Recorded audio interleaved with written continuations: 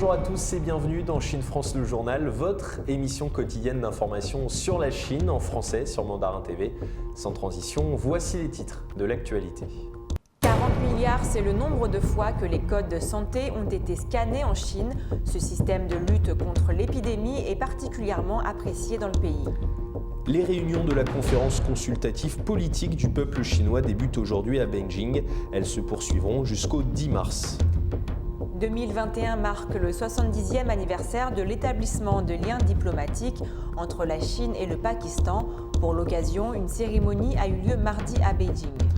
Le Japon autorise ses gardes-côtes à tirer sur des navires chinois, un ordre pour tout navire étranger qui accosterait illégalement sur les îles Senkaku.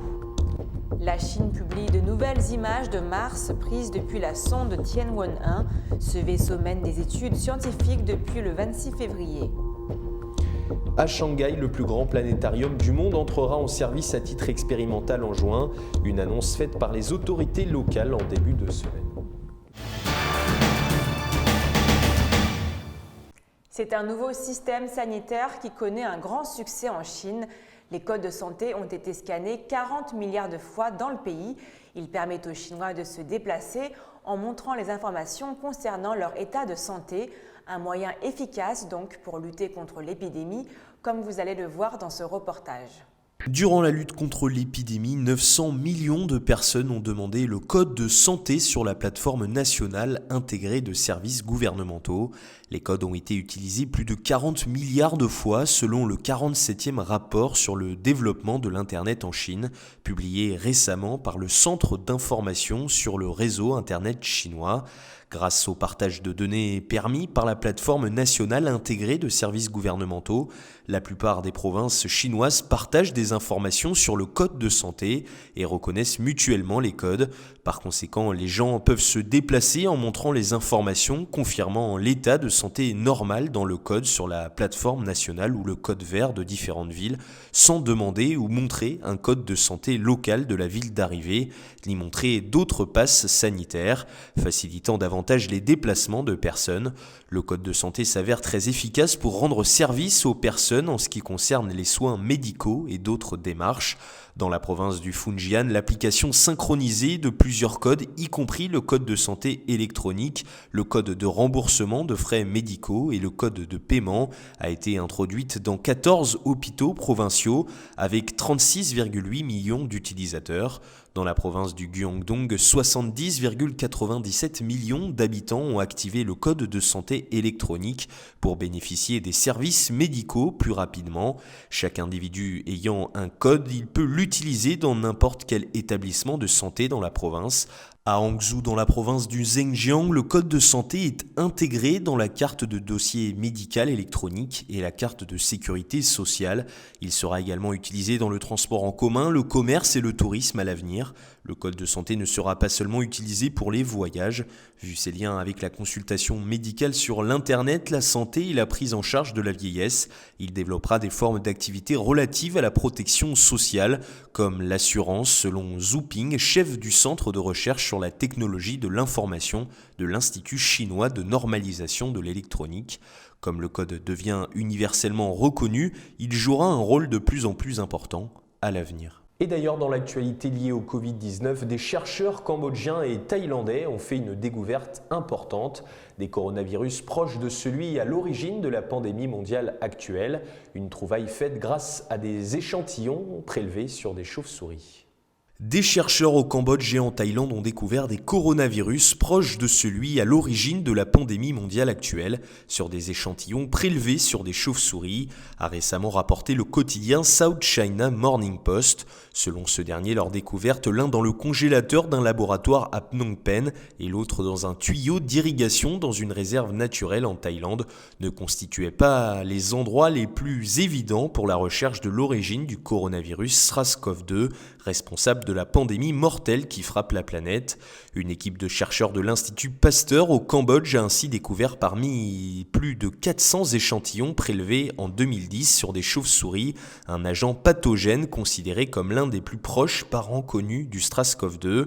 Il était identique à 92,6% à celui qui provoque le Covid-19, ce qui en fait l'un des premiers à avoir été découvert en dehors de la Chine. Mais contrairement au SARS-CoV-2, rien n'indique qu'il est susceptible d'infecter des personnes, selon les chercheurs. Cette découverte est survenue quelques semaines avant qu'un groupe de chercheurs en Thaïlande ne publie les résultats de l'étude d'échantillons prélevés sur 100 chauves-souris vivant dans un tuyau d'irrigation d'une réserve naturelle. Ils ont trouvé un virus identique à 91,5% au SARS-CoV-2 au niveau du génome entier. Ils ont aussi analysé des tests sanguins montrant que certaines des chauves-souris avaient été précédemment infectées par un coronavirus encore plus proche du SARS-CoV-2 que celui qu'ils ont découvert, a indiqué Li Fa Wang, directeur du programme des maladies infectieuses émergentes à la faculté de médecine Duc Nus de Singapour. Ces résultats montrent qu'il existe un large éventail de virus apparentés en Asie. Le professeur Wang a déclaré qu'il était possible que l'ancêtre du SARS-CoV-2 découvert chez les chauves-souris ou le virus d'un animal intermédiaire se trouve en Asie du Sud-Est, où la diversité des chauves-souris est plus grande qu'en Chine.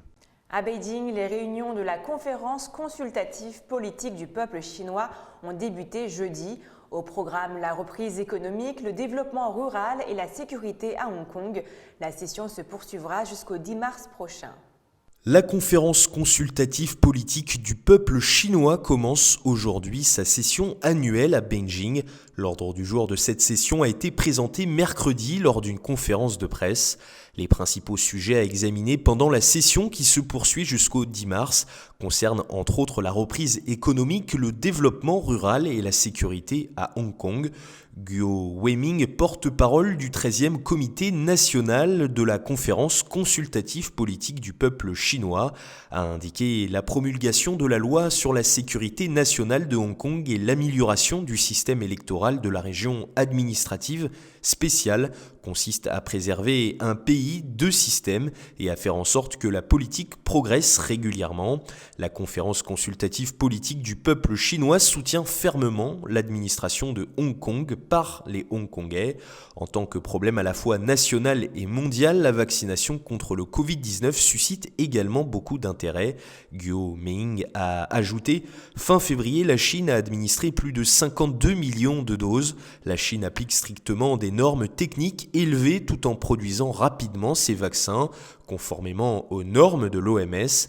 À la fin du mois de février, la Chine a fourni l'assistance vaccinale à 69 pays ainsi qu'à 2 organisations internationales. L'adhésion de la Chine à la coopération internationale en matière de vaccins n'a rien à voir avec la diplomatie, mais elle est un exemple du concept de construction d'une communauté de destin pour l'humanité, a-t-il affirmé. La Chine et le Pakistan fêtent cette année le 70e anniversaire de leurs relations diplomatiques. Pour l'occasion, le conseiller d'État chinois et ministre des Affaires étrangères Wang Yi a reçu des diplomates pakistanais à Beijing mardi soir. Une cérémonie pour marquer l'occasion et discuter des liens bilatéraux. L'année 2021 marque le 70e anniversaire de l'établissement de liens diplomatiques entre la Chine et le Pakistan. Une cérémonie a eu lieu mardi à Beijing pour marquer l'occasion et discuter des liens bilatéraux. Le conseiller d'État chinois et ministre des Affaires étrangères Wang Yi a reçu des diplomates pakistanais à Beijing à l'occasion de ce 70e anniversaire. Le ministre pakistanais des Affaires étrangères s'est également joint par téléconférence. Wang Yi a déclaré que la Chine et le Pakistan élargiront leur coopération à de nouveaux domaines à un niveau supérieur. Il a également indiqué « Nous devrions développer davantage le corridor économique Chine-Pakistan et créer de nouvelles possibilités de croissance dans l'industrie, l'agriculture, la science et la technologie, ainsi que dans les moyens de subsistance des populations, afin d'améliorer le développement durable du Pakistan et de permettre à un plus grand nombre de personnes de profiter des avantages de notre coopération ». Wang Yi a également déclaré qu'au cours des 7 dernières décennies, la Chine et le Pakistan avaient partagé leur bonheur et leur malheur et s'étaient sincèrement aidés l'un l'autre. Il a ajouté que les populations des deux pays s'appellent mutuellement frères de fer afin de montrer la profonde amitié qui les lie. Son homologue pakistanais Shah Mahmood Qureshi s'est fait l'écho des sentiments de Wang Yi. Qureshi a déclaré « Nous avons établi nos liens autour de principes de compréhension mutuelle, de confiance mutuelle et de soutien. La coopération stratégique des deux pays est plus forte que jamais. » Qureshi a ajouté que le corridor économique Chine-Pakistan deviendrait une manifestation supplémentaire d'amitié entre les deux pays. Les relations entre le Japon et la Chine sont toujours tendues. En effet, l'État nippon a autorisé ses gardes-côtes à ouvrir le feu sur tout navire étranger qui accosterait illégalement sur les îles Senkaku, un archipel administré par le Japon, mais aussi fermement revendiqué par la Chine. La diplomatie nippone prend une tournure de moins en moins pacifique face aux géants chinois. Le parti libéral-démocrate mené par le Premier ministre Yoshihide Suga vient d'autoriser les gardes-côtes japonais à ouvrir le feu contre tout navire étranger qui accosterait illégalement sur les plages des îles Senkaku. Un changement de stratégie majeur pour les membres de cette force maritime qui, depuis la fin de la Seconde Guerre mondiale, ne pouvait faire feu qu'après avoir été attaqué en premier. Selon le Japan Times, les membres du PLD n'ont même pas eu besoin de changer les lois presque intouchables qui régissent l'action des armées japonaises pour autoriser ces actions plus musclées. En effet, les députés du parti majoritaire ont jugé que les gardes-côtes nippons ne dépendaient pas exactement du ministère de la Défense, mais plutôt du ministère de la Police, ce qui leur a permis de contourner les restrictions imposées aux forces militaires par la constitution japonaise. Si cette nouvelle interprétation juridique ne menace aucun gouvernement en particulier, ce sont bien les bateaux chinois présents dans les eaux territoriales des îles Senkaku qui pourraient devenir les futures cibles des gardes-côtes japonais. En effet, cet archipel administré par le pays du soleil levant depuis plus de 125 ans est aussi revendiqué par Taïwan depuis 1969 et par la Chine depuis 1971. L'intérêt du gouvernement de Xi Jinping pour ces îlots est avant tout économique. En plus de ressources halieutiques, leur environnement sous-marin pourrait receler d'importants gisements d'hydrocarbures. De nombreux incidents, démonstrations nationalistes et manifestations orchestrées par la République populaire se produisent près de ces îles chaque année. Ces incursions navales chinoises sont encouragées par le gouvernement de Xi Jinping. 2 mois avant que le Japon ne le fasse, la République populaire a aussi érigé une nouvelle loi qui autorise les gardes-côtes chinois à utiliser leurs armes contre des bateaux étrangers qui circuleraient dans les eaux territoriales chinoises. Pour Pékin, les îles japonaises Senkaku, mais aussi la mer de Chine méridionale en font partie. De son côté, le Japon participe de plus en plus souvent à des exercices militaires avec des pays alliés comme la France, les États-Unis, l'Inde ou encore l'Australie dans l'océan Pacifique, pour essayer de contenir la marine chinoise dont la puissance augmente chaque année. De plus, le pays du soleil levant a dévoilé un nouveau budget record de 52 milliards de dollars pour moderniser ses forces armées. L'État nippon prévoit notamment de se doter de 2 nouvelles frégates et d'un sous-marin pour un coût total supérieur à 1,6 milliard de dollars. Tokyo prépare aussi la relève de ses avions de chasse Mitsubishi F2, un programme nécessitant d'énormes coûts de recherche-développement sur plusieurs années. Rentrée en orbite en février dernier autour de Mars, la sonde Tianwen-1 vient de prendre de nouvelles photos de la planète rouge. Ces dernières ont été publiées jeudi par l'administration nationale de l'espace de Chine. L'administration nationale de l'espace de Chine a publié jeudi 3 images à haute résolution de Mars prises par la sonde chinoise Tianwen-1. Ces images comprennent 2 images panchromatiques et une image couleur.